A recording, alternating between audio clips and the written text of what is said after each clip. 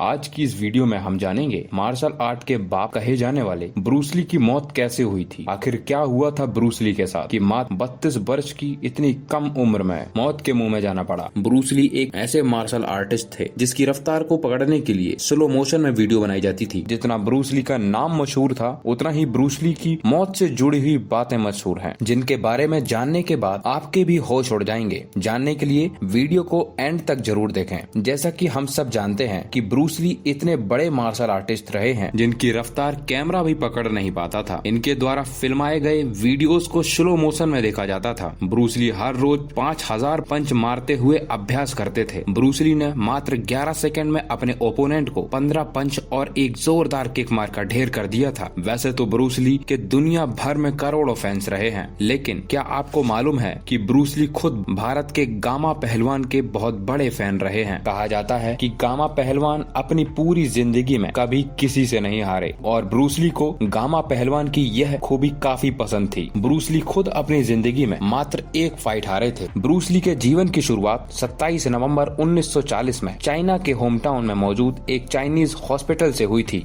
असल में ब्रूस ली के पिता एक चीनी व्यक्ति थे जो खुद एक पेशे से एक्टर थे। ब्रूस ली जब 3 महीने के हुए तब इनके माता पिता हांगकांग शिफ्ट हो जाते हैं, जिस कारण लोगों को इनकी नागरिकता को लेकर काफी कंफ्यूजन रहती है। ब्रूस ली बचपन में काफी शांत स्वभाव के रहे हैं, जिससे इनके साथ के लड़के हर रोज इन्हें पीटा करते थे। यह सब देखकर एक दिन ब्रूस ली की मां उन्हें समझाते हुए कहती हैं कि इंसान जितना झुकता है लोग उसे उतना ही झुकाते चले जाते हैं, और इस कारण ब्रूस ली को मार्शल आर्ट की ट्रेनिंग देने के लिए भेज दिया गया। ब्रूस ली ने एक पुलिसमैन से मार्शल आर्ट सीखी जो कि मार्शल आर्ट में बहुत बड़े ट्रेनर थे, और इन्होंने ही ब्रूस ली को विंग चुन नामक एक मार्शल आर्ट की एक अद्भुत टेक्निक सिखाई। धीरे धीरे मार्शल आर्ट में ब्रूस ली की पकड़ इतनी तेज बनती गई कि यह उनकी मानो दुनिया ही बन गई। इतना ही नहीं, जहाँ ब्रूस ली घर रोते हुए आते थे वहीं ब्रूस ली अब लोगों को ही रुलाने लगे थे। अब ब्रूस ली लोगों को नुकसान भी पहुँचाने लगे थे, जिस कारण इन्हें पकड़ने के लिए पुलिस भी घर तक पहुंच जाती थी, जिससे ब्रूस ली के पिता ने ना चाहकर भी ब्रूस ली को अमेरिका भेजने का फैसला किया। हालांकि अमेरिका आने के बाद भी ब्रूस ली ने मार्शल आर्ट की प्रैक्टिस नहीं छोड़ी। इसी बीच ब्रूस ली की मुलाकात लिंडा मेमोरी से होती है, जिसके बाद ब्रूस ली अगस्त 1964 में लिंडा से शादी कर लेते हैं। ब्रूस ली और लिंडा के 2 बच्चे हुए थे। शादी के बाद ब्रूस ली फिल्मों के सीन के लिए मार्शल आर्ट सिखाने लगे थे, और 1969 में ब्रूस ली ने लॉस एंजलिस में Chinatown martial art training centre खोला, जहां वो बड़े बड़े एक्टर्स को मार्शल आर्ट की ट्रेनिंग दिया करते थे। लेकिन दोस्तों, एक मार्शल आर्टिस्ट से एक फिल्मी सितारे का सफर अभी तय नहीं हुआ था,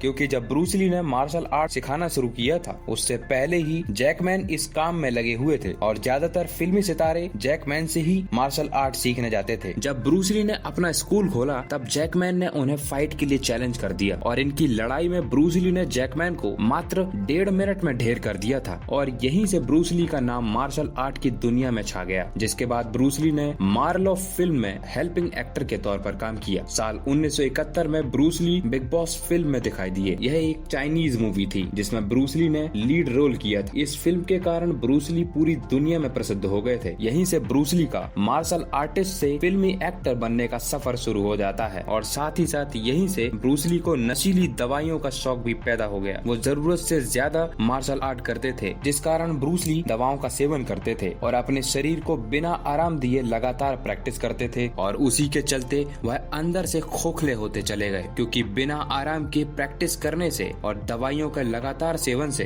उनके दिमाग की नसें कमजोर होती चली गईं, जिस कारण इनके दिमाग में सूजन पैदा होने लगी। और 20 जुलाई 1978 को दोपहर के लगभग 4 बजे एक मीटिंग के दौरान ब्रूस ली के सिर में बहुत तेज दर्द होता है, जिससे ब्रूस ली वहीं बेहोश हो जाते हैं, जिस कारण ब्रूस ली के दोस्त उन्हें हॉस्पिटल लेकर जाते हैं। हॉस्पिटल पहुंचते ही ब्रूस ली को डॉक्टर ने मृत घोषित कर दिया। चट्टानों को तोड़ देने वाले ब्रूस ली 32 साल की उम्र में ही हम सबको अलविदा कहकर चले गए। पोस्टमार्टम के दौरान ब्रूस ली ने जो अपने सिर दर्द को कम करने के लिए जिस दवा का सेवन किया वही दवा रिएक्शन कर गई, जिससे दिमाग की नसें फट गईं। अचानक से ब्रूस ली की मौत की खबर सुनकर लोगों के होश उड़ गए थे। कहा तो यह भी जाता है ब्रूस ली की मौत के पीछे उनकी बीवी लिंडा का हाथ था। लिंडा उन्हें धीरे धीरे जहर दे रही थी, और उसी जहर की वजह से ब्रूस ली का यह हाल हो गया। बाकी इसमें कितनी सच्चाई है वह सब हम आप पर छोड़ते हैं। आज की इस वीडियो में बस इतना ही। वीडियो पसंद आई हो तो वीडियो को कर देना लाइक और चैनल को कर देना सब्सक्राइब।